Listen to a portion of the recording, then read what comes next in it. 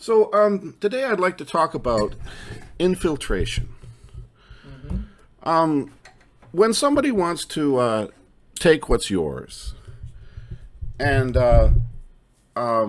maybe take away even your own freedom to exploit you, so it's not just getting what you've got, but turning you into a worker for them. Yep. Is it easy to just go and grab you, steal your stuff at gunpoint, and maybe put you in chains? Well, you Um, can do that, but mhm. is it the most efficient way? Supposedly so. Well, it's a violent, and what it does is it Yes, builds up animosity in your victim, that's right. and it might work for a temporary while, but Mm-hmm. it's far more lucrative and beneficial in the long run to either get you to believe that you've taken their stuff lawfully, or That's right. maybe it was their fault for not taking care of it well enough. Mm-hmm. And then they don't complain that badly when they lose it. Similar to when you go to a casino. When you go to a Mm-hmm. casino and you lose big at blackjack, a few people might grumble and complain, but most people That's right. just happily walk out of the casino and just say it was their bad luck day. And they don't exactly pull out a gun and start shooting everybody Mm-hmm.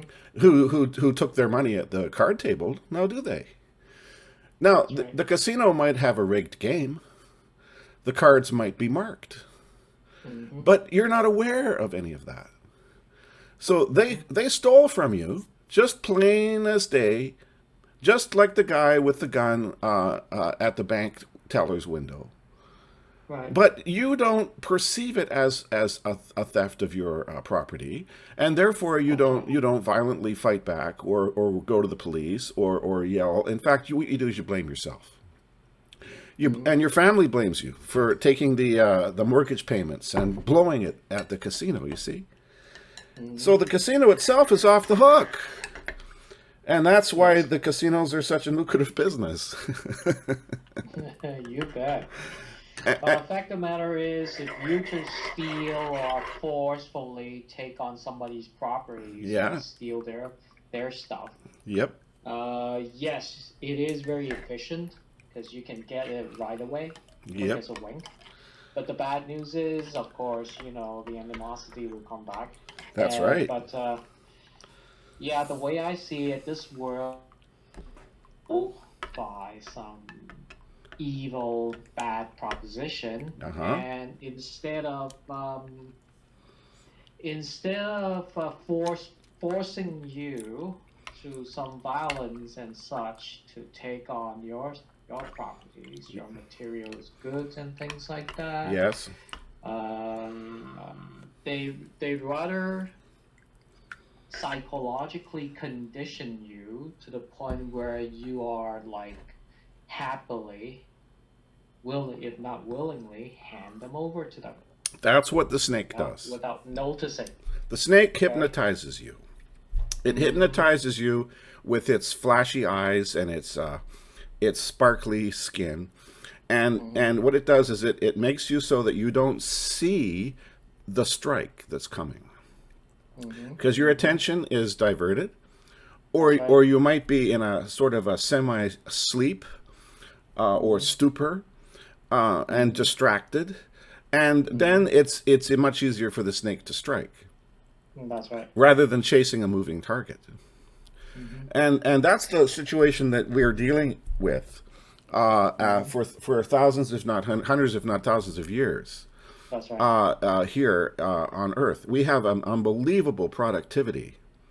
We produce far more than we could ever use, enough to keep us all in fabulous luxury and plenty.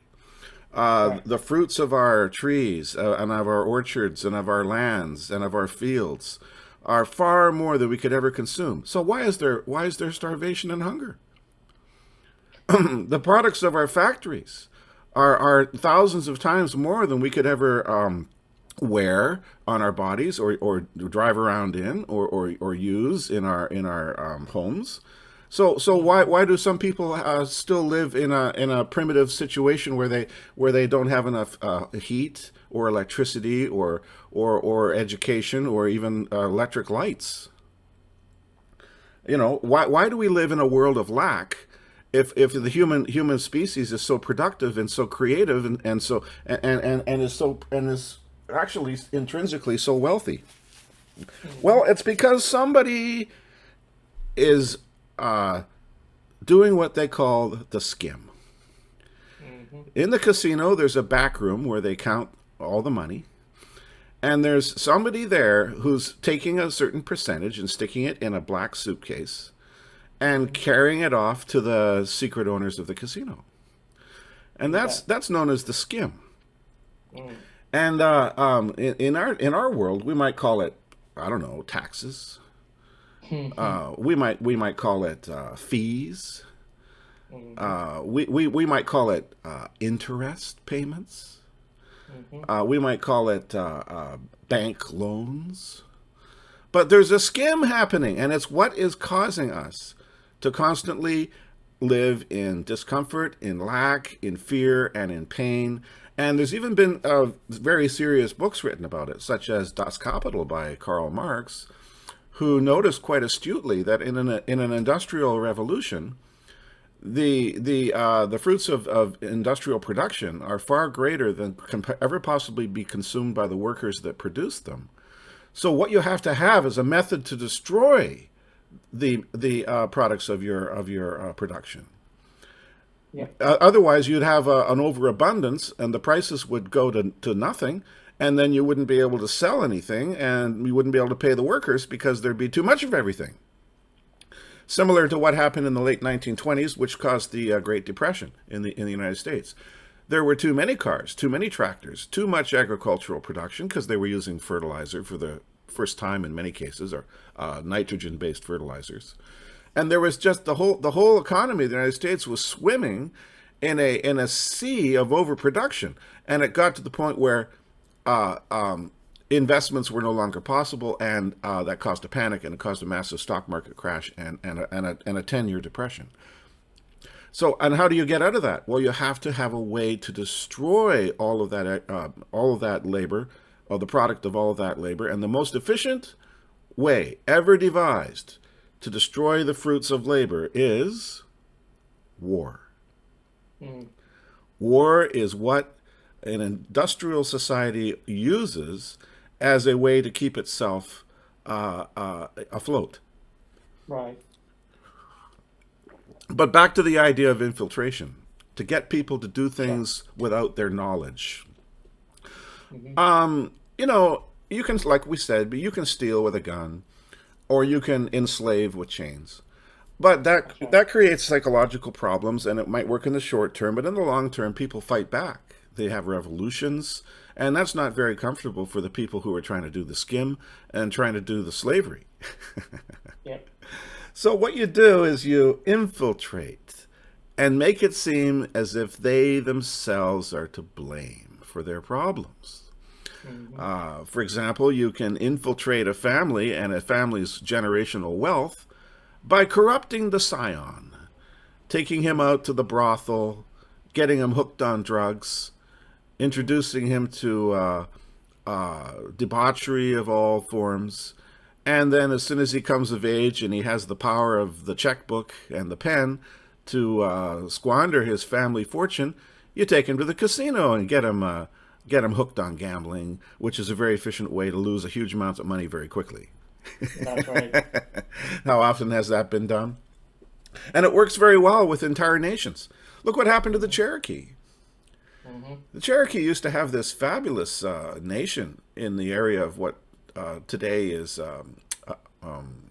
Louisiana. A very, very nice farmland, very productive. And of course, they were hunters and gatherers and did some farming as well.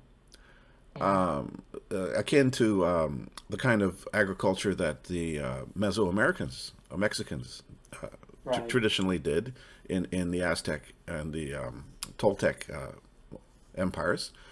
But they were in the way.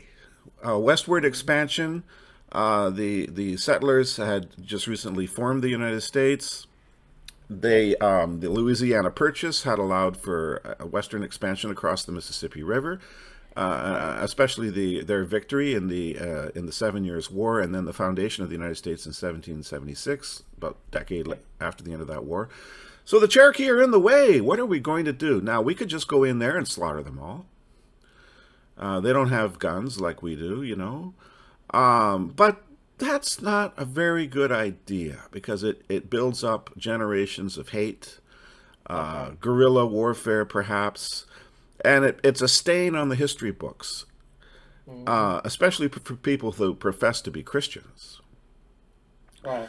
So what do? Well, how about we just corrupt some of their leaders on cheap whiskey and trinkets, and find some vulnerable ones. Maybe the third son who got passed over to be the chief and is envious. Or maybe someone who's got a grudge against someone else in the tribe, or perhaps another tribe that's in conflict with the Cherokee and has a dispute over some land. Whatever crack you can find in their society, you can rend that open and you can destroy it. And that's what the United States government did. They actually signed treaties, a series of them, with the Cherokee Nation, between one nation and the other. The chiefs of the Cherokee and the chiefs of the United States, the president himself, and so on. The only problem was those weren't the hereditary chiefs. Those weren't the agreed chiefs. Those were just people that said they were chiefs and that were corrupted and given some instant wealth individually and did not have the interests of the Cherokee Nation at heart at all. And then once the treaties are signed, then another treaty comes along and takes even more land until the final treaty, which sent all the Cherokees to Oklahoma. And they had to walk. And it was over 1,000 kilometers. And it was known as the Trail of Tears. And when the Cherokee women and children, when the cavalry, U.S. Army arrived and said, well, your leaders have signed this piece of paper here, and you all have to move to Oklahoma. They had no choice. Right. They didn't have any power to do that. And they didn't fight back because they thought they'd been betrayed by their own leaders. Wow. So in the Trail of Tears, in the 1820s, in the 1830s, can't remember the exact date, I'm sorry, the Cherokee Nation, I think 30 or 40% of them died on the way to Oklahoma. Many of them were diseased, and they'd already lost a lot of their health and vibrancy over the previous decades when more and more of their land was taken away. So when they're downtrodden, they're depressed, they don't know, they can't trust their own leadership, and then you can destroy them completely and send them to somewhere where they can scrape in the dust and the dirt and will never rise up to be a great nation again. That's how you steal from somebody. My goodness. That's how you take what used to be theirs. Now, Louisiana today is quite a valuable piece of real estate, isn't it? It doesn't even closely compare to the Dust Bowl reserves that the Cherokee people live on today. And I think that that's what the situation we're living in, and we have to guard against that. We cannot allow our birthrights and our productive profits and products to be taken away by a bunch of infiltrators who don't work for us, who don't represent us. They represent people who want to destroy us. That's right. And they're going to do it in such a way, or they're going to try to do it in such a way that we're going to think it's just, the economy's bad. The interest rates are too high. The oil price is too much. As if it's somehow our own fault. But it's not. Not even close. We're being manipulated, we're being controlled, we're being sold down the river by people who pretend to represent us, who are actually signing checks and giving away billions of dollars to other nations where it can be wasted on senseless wars and the acquisition of armaments. What? Or our farmland is being taken out of production and bought up by billionaire tycoons such as Mr. Gates, who just want to let it lie fallow to create lack. Yep. What's that? And who authorized that? And how can it be that a single person could take such huge productive lands away? See? So Well, it's been planned. it has. Yes. It has been planned, and we're going to be victims again unless we undo that plan. And we've been infiltrated. We've lost our power of our own pen. We've got a corrupt scion within our own societal family. And those people have to be eliminated. Yep. They have to be kicked out. They have to be exposed. And the first problem is the exposure itself. So many people believe that it's just their destiny or their fate to lose their homes. It's another economic downturn or a depression. They have no real conception that this is all artificial. That's right. It's being manipulated, it's being controlled, and we think it's beyond our ability to do anything about. So we just collapse in despair and think that somehow it's beyond our control, and that God or fate will save us. I'd just like to end on a quick little quote Sure. that I devised, that I think kind of describes our situation quite well. We're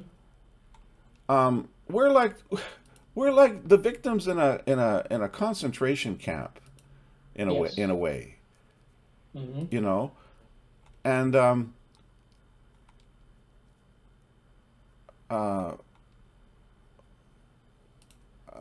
for example, Right. when the confused prisoners and their guards in the prison camp notice liberators on the horizon, hearing both the sounds of their artillery and seeing a victorious Air Force flying overhead, Yeah. many of them react in both negative and positive ways. Some rebel against their masters, both the guards against their own leaders and the prisoners against their guards, Yes. while others try to cut deals. Some guards surrender to the liberators, hoping for mercy, while others fight back in a lost cause, while still others change into civilian clothes and run for the hills. Some prisoners stage an uprising, while the rest, exhausted and devoid of hope, sit passively awaiting whatever fate may have in store for them. Yep. Which ones are us? Stop. Stop.